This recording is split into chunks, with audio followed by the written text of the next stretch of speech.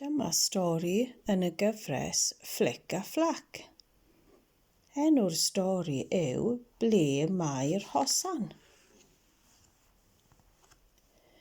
Dyma'r sanau ar y lein. Sanau glas, sanau gwyrdd, sanau coch a sanau oren.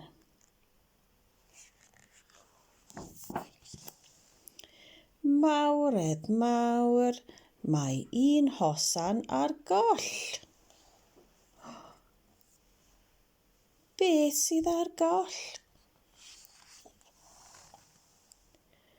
Ble mae'r hosan oren? Ar y silff? Na. Ble mae'r hosan oren? Yn y bocs? Na. Ble mae'r hosan oren? Ar y soffa? Na.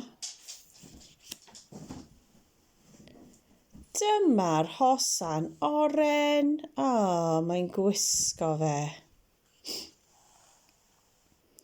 A dyna'r sanau ar y lein. Wedi gorffen.